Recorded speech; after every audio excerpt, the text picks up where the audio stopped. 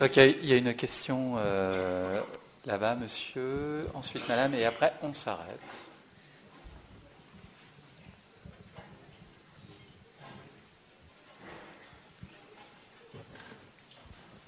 Bonsoir. Moi, je vais revenir à une question beaucoup plus d'actualité. En même temps qu'il y avait la fête d'Obama, à Obama, il y avait le drame de Gaza.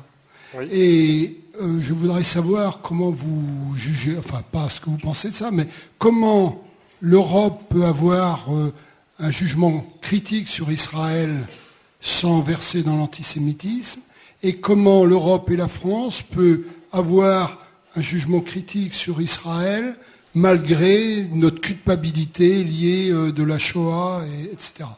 Voilà, la question est ça. Oui, bon, c'est un sujet... il m'arrive de dire des choses très claires et très dures sur la question. D'ailleurs, dans ce bouquin, Après la démocratie, il y a quelques paragraphes sur une analyse d'Israël en tant que démocratie ethnique, finalement, forme primitive de la démocratie qui a besoin de s'appuyer sur la définition d'un autre, et éventuellement sur l'oppression d'un autre, en l'occurrence les Arabes, pour survivre et définir l'égalité interne de son corps des citoyens. C'est pour dire que je n'ai pas peur de dire des choses directes. Sur Gaza, l'autre jour, j'ai eu l'occasion... J'étais dans le studio quand il... Mais c'est un sujet que j'évite. Enfin, pour moi... ensuite, je vais dire ce que je pense. Mais je veux dire, c'est un sujet sur lequel je préfère m'exprimer de temps en temps très brutalement, mais je ne veux surtout pas... Enfin, je ne veux pas tomber dans le piège de l'obsession du conflit israélo-palestinien, qui est dans une certaine mesure, la chose est horrible en elle-même, mais c'est aussi un leurre, et utilisé comme un leurre. J'essaie de me maintenir dans mes analyses plutôt sur les variables réelles, historiques, l'Europe, etc. Et je ne veux pas m'engouffrer. Pour moi, la question n'est pas l'antisémitisme, l'antisionisme. Je suis descendant d'un grand rabbin de Bordeaux quand même. Mais donc c'est un sujet qui m'est cher et qui m'intéresse, si on peut dire. Moi, j'ai une famille très très mélangée sur le plan. Il y a tout comme religion dans mes origines. Enfin, pas tout, non, il n'y a pas l'islam. Mais il y a des convertis à l'islam dans la famille. Et donc voilà. Mais où est-ce que j'en étais et donc j'évite. Alors en ce qui concerne, je ne veux pas m'engouffrer là-dedans, je ne veux pas en faire. Je ne sais pas comment dire, c'est un sujet que je n'aime pas, qui m'est personnellement pénible. Cela dit, l'autre jour, on n'y coupe pas quelquefois, j'étais dans le studio de France Inter à l'émission de Stéphane Paoli, et il y avait Yvan Levagne qui nous a fait un topo hallucinant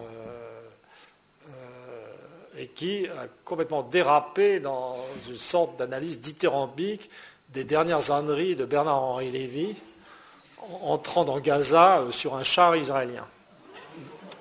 Donc j'ai essayé de me contenir, et puis comme la journaliste me posait une question sur Gaza, j'ai explosé en disant mais qu'est-ce que c'est ces âneries, comment est-ce qu'on peut supporter ça? Et moi, mon attitude fondamentale, c'est considérer que l'attitude des Français et des Européens vis-à-vis de ce qui s'est passé à Gaza, c'est notre honte. Je veux dire, c'est notre honte. Je veux dire, c'est vraiment... Et tout ce qui a été dit, tout ce qui a été fait, est très au-dessous de la vérité. Je veux dire, c'est notre Munich structurel, ce qui se passe là-bas.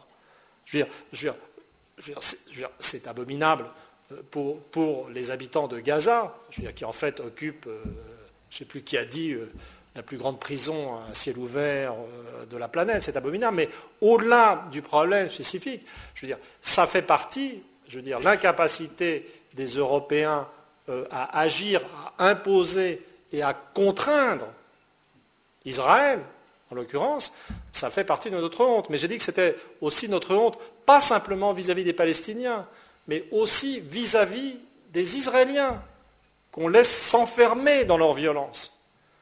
Je veux dire, ça ferait du bien à Israël si on était capable, non pas de courir de droite et de gauche, comme fait Sarkozy, je veux dire, en s'agitant, je veux dire, la capacité que ce type a de se promener partout. C'est comme s'il allait se faire photographier sur des champs de bataille. Il a fait rire les Russes. Je suis sûr qu'il fait énormément rire le gouvernement israélien. Mais je veux dire, toute l'idée de négociation de cette avancée, c'est pas ça. Je veux dire, les Européens feront quelque chose quand ils auront le courage, je veux dire, simplement, de faire ce qu'il faut pour arrêter Israël. Mais c'est aussi, je veux dire, si les Européens étaient capables de faire ça, eh bien, ils seraient aussi capables de s'organiser économiquement. Je veux dire, là, on retrouve sur cette sorte de mollesse, d'incapacité d'action. Je dirais à la décharge des Allemands que pour eux, c'est vraiment très compliqué. Mais les Français n'ont aucune excuse. Car il n'est pas vrai que les Français ont massivement participé à la Shoah. La communauté juive française a eu le meilleur taux de survie d'Europe, à 75%. Je m'excuse, je parle technique, je parle de ma famille. Je veux dire, les Français n'ont pas... Je veux dire, ils ont des choses à se reprocher pendant la guerre, mais ils n'ont aucune raison d'avoir une honte particulière.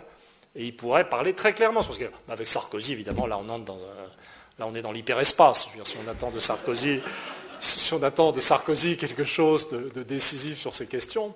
Mais c'est quand même, je l'admets, si on me pose la question, je me sens forcé de répondre longuement, mais c'est pas un sujet qui m'est pénible et je n'ai pas personnellement de compétences particulières, donc je dis ce que je pense, mais je ne veux pas me... Voilà, je pense que c'est clair.